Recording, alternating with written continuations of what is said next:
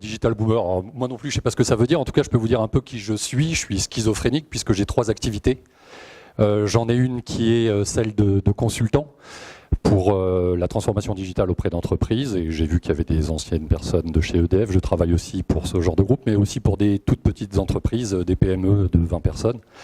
J'ai une activité de formateur et d'enseignant auprès des BTS dans le domaine du digital et également en master. Et je suis là aussi parce que je suis blogueur, je suis juste passionné par les objets connectés. Et j'ai donc décidé de créer en 2017 un blog qui s'appelle stylisme.com. Et je vais commencer par ça pour vous indiquer en effet ce que j'ai constaté sur mon blog, en vous donnant des chiffres concrets, sur l'intérêt en fait des utilisateurs, des particuliers, puisqu'essentiellement le blog s'adresse à des particuliers utilisateurs d'objets connectés. Vous pouvez donc flasher directement, je vois qu'il y en a qui ont déjà compris, ça me fait plaisir d'être à la FFD, c'est bien, on est connecté. Vous pouvez donc flasher pour récupérer l'article que j'ai rédigé pour préparer cette intervention, ou aller directement sur l'adresse ici ou sur l'adresse du site. Donc en partant du constat sur le blog, lancé donc en avril 2017, premier mois j'avais 383 pages vues. En décembre 2018, il y avait plus de 358 000 visiteurs, enfin pages vues. Et depuis le lancement, c'est plus d'1 million de pages vues avec 720 000 personnes différentes qui ont été consultées ce site. Alors ça n'a aucun intérêt de faire de l'autopromo, puisqu'il n'y a rien à y vendre, c'est vraiment un partage de passion. Par contre, ça montre une chose très claire et très nette, c'est que si on se pose la question de savoir si les objets connectés intéressent les Français, pour moi la réponse est clairement oui. Ce qui est intéressant de savoir, c'est qu'est-ce qui les intéresse. Et éventuellement, j'entendais une question tout à l'heure, qui ils sont et où ils sont. Alors qu'est-ce qui les intéresse ? Les premiers articles consultés en nombre de pages vues concernent les assistants vocaux. Et je pense que c'est le premier enseignement ou la première tendance qu'on peut retirer du marché de la domotique. C'est qu'aujourd'hui, on parlait de simplicité, d'application unique, de centralisation de la donnée. Et bien finalement, que ce soit un Google Home, une Amazon Echo ou un Apple HomePod, je ne parle pas de Microsoft Cortana qui ne sort pas, ou de Samsung Bixby, mais en tout cas, ces trois-là représentent des interfaces qui sont les interfaces les plus naturelles possibles. Et on a aussi cette tendance-là sur les recherches Internet, où on est de plus en plus nombreux à utiliser notre smartphone pour faire une recherche vocale et non plus taper du texte. Donc en fait, on est feignant. C'est donc une très bonne nouvelle parce que la domotique, elle doit servir à ça, à développer notre côté feignant et à nous permettre de libérer du temps pour faire plein d'autres choses. Alors on parlait de la famille, mais ça peut être aussi d'écrire un blog ou de travailler, de se former, comme je l'entendais. Donc, premier sujet qui intéresse les internautes, en tout cas ceux qui viennent sur le blog, c'est les assistants vocaux. Le deuxième sujet, et ça montre bien qu'on n'est pas si simple que ça, c'est les internautes consultent les tutos que je peux rédiger en testant moi-même les objets. Il y en a qui sont très simples, il y en a qui se connectent très très vite, et puis il y en a où honnêtement, va falloir être résistant pour réussir à le connecter à une installation dans la maison.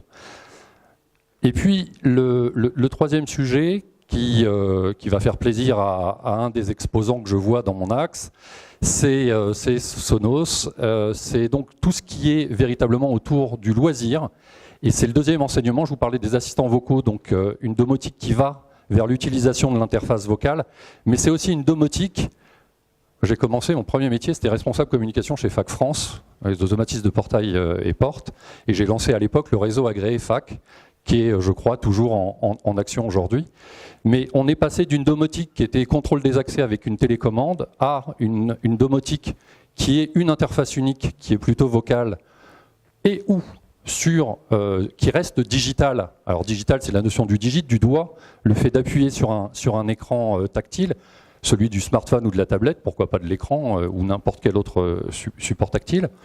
Mais l'intérêt là, c'est de se dire, ok, il y a du vocal, il y a une interface qui centralise tout, mais aussi La domotique de contrôle des accès, elle est en train de migrer et de muter, en tout cas pour faire venir les gens, le grand public, vers une domotique totalement de loisir, où on a envie d'écouter de la musique en disant à OK Google, alors je ne vais pas le dire trop fort parce qu'elle pourrait s'emballer, mais de lancer le morceau qu'on a envie d'écouter et de le faire dans une pièce, plusieurs pièces, et si on se déplace dans les pièces, que la musique nous suive, ou d'écouter nos actualités. Donc voilà un petit peu la tendance. Alors qui sont ces lecteurs ?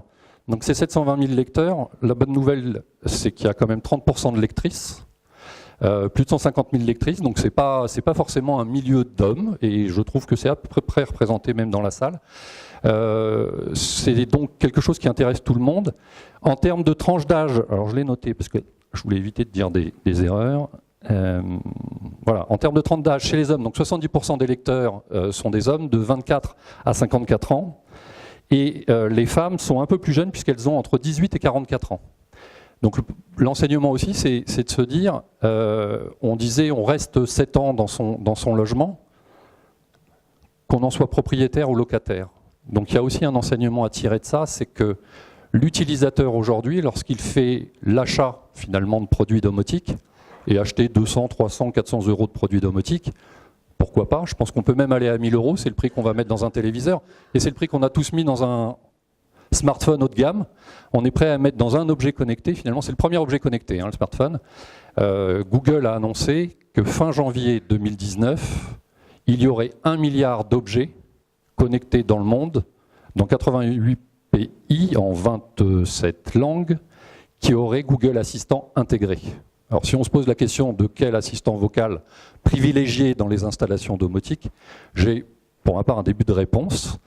Donc c'est de voir qu'il y a cette variante vers à la fois l'assistant vocal, vers des objets beaucoup plus ludiques, et le dernier élément, c'est par rapport au profil des utilisateurs, quelque chose qui est mobile, qu'ils vont pouvoir emmener avec eux, parce qu'on disait, finalement, si on se pose la question, j'entendais la remarque de la start-up qui était de dire finalement ça ne fait pas de valeur patrimoniale. C'est pas grave si ça ne fait pas de valeur patrimoniale, si je peux partir avec. En fait, il faut que ça soit du meuble et pas de l'immeuble. C'est-à-dire qu'il faut que la domotique puisse s'embarquer avec l'utilisateur et que je puisse dire, en effet, ma Google Home, je peux l'emmener, mais toute ma domotique, je vais pouvoir finalement l'emmener avec moi. Ce qui fait que si vous aviez un problème de valeur économique, eh bien votre valeur économique, votre investissement, vous allez pouvoir l'emmener avec vous. Et je pense que ça, c'est une très bonne tendance aussi et une bonne vision à avoir sur les produits. Alors deuxième partie de mon intervention. Donc ça, c'est vraiment le constat. C'est factuel, c'est vraiment ce que je vois sur mon blog et les chiffres que j'analyse. Le deuxième est un peu plus un exercice académique qui était de me poser la question sur le marché de la domotique. Alors maison connectée, maison intelligence, on l'appellera comme on veut. On parle de la même chose de toute façon. Aujourd'hui, on parle de la même chose. J'ai fait ce qu'on appelle un SWOT, c'est-à-dire une analyse externe de l'entreprise. J'ai considéré que l'entreprise était la FFD. Je me suis amusé à ça et j'ai regardé en fait les forces et les faiblesses internes de votre réseau et puis les menaces et les opportunités du marché. Alors je vais partir avec l'opportunité parce que c'est la meilleure nouvelle pour tout le monde. C'est un marché en pleine explosion. C'est un marché qui représente plusieurs milliards d'euros aujourd'hui, les objets connectés par an. C'est un marché qui avait progressé de 2017 à 2018 de plus de 47%. Donc on a quelque chose qui est en très très forte croissance.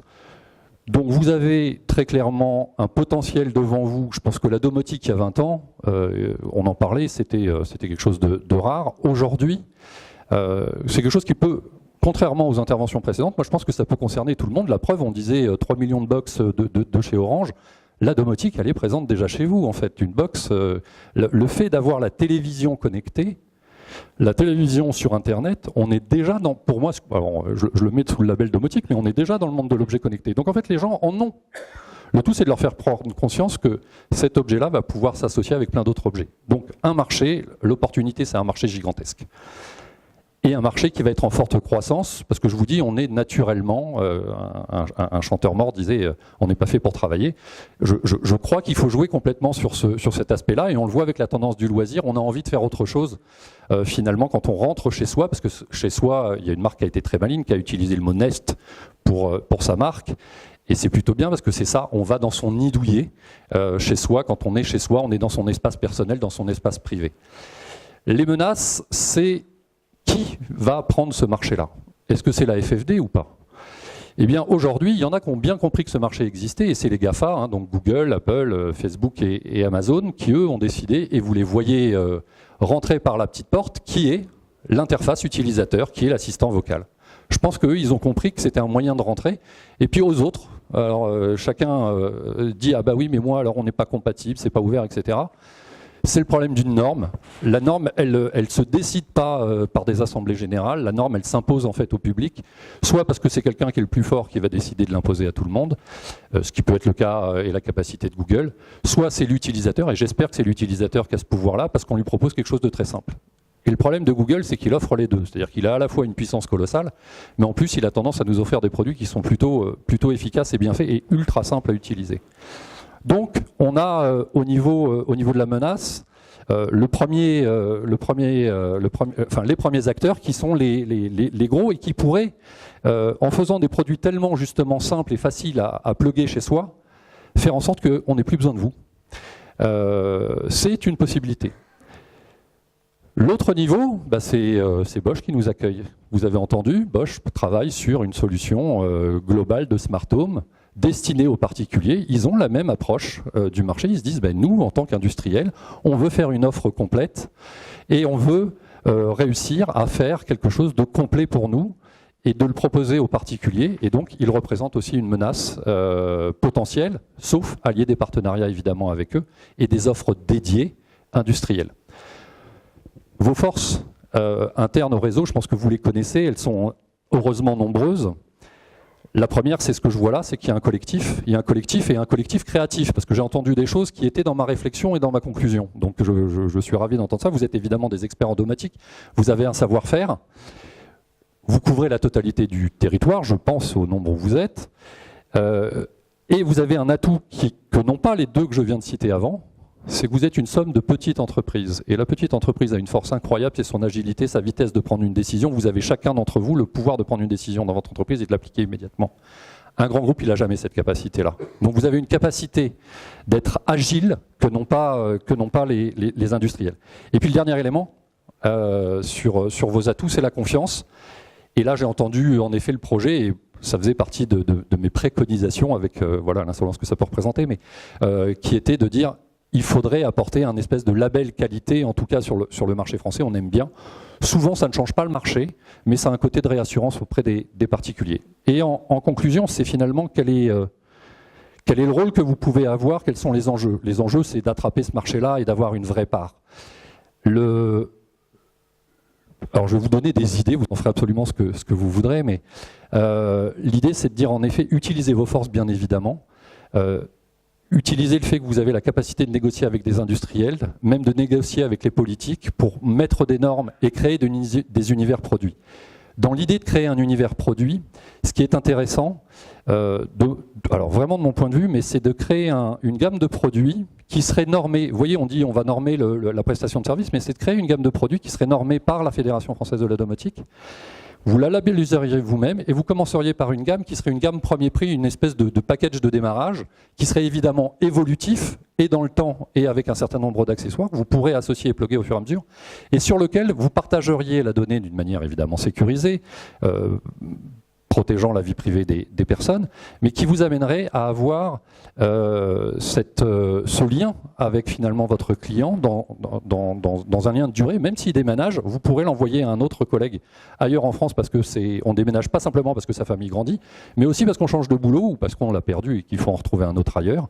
Et donc il y a tout, enfin c'est les expériences de vie. Il faut que la domotique pour moi suive l'expérience de vie. Donc des outils, une offre de prix, une gamme qui va être en entrée à bas prix, qui va être évidemment ouverte en termes de protocole, qui va être ouverte et pourquoi pas dédiée avec des produits plus professionnels, avec des partenariats industriels, et puis autour, faites rêver vos clients.